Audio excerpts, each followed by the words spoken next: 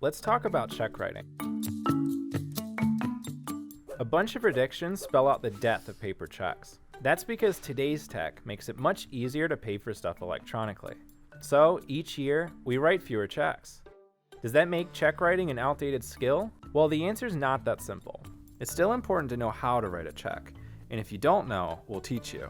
But before we get into the why and how, here's a quick history lesson. Check writing can be traced back to 9th century AD. Islamic traders used the SOC system to track legal documents and transactions. In Europe, check writing wasn't popular until the 17th and 18th centuries. But today, many European countries don't use checks at all. In 2009, British banks voted to phase out paper checks, but the British people hated the idea. Many Brits still rely on checks in their daily lives, so the banks withdrew the plan in 2011. In America, we love our checks as well.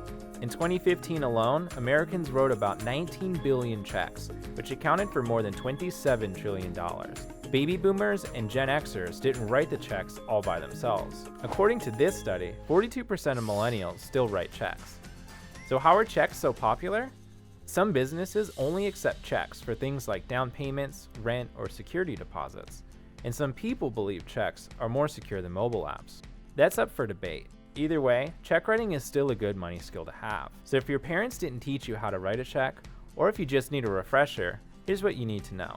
First things first, grab a pen. Then fill in the date at the top.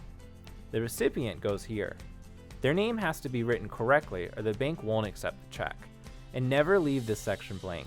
You don't want someone else filling it out for you. The same goes for the dollar amount in these two locations. On the left side, spell out the numbers. Many people like to fill up this entire line so the recipient won't be able to alter the amount. Then put the digits in the box to the right. Down here is the memo. It's a space to write a note about the transaction. It's optional, but your signature is not.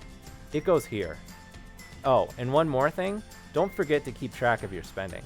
You don't want to get charged any ridiculous overdraft fees.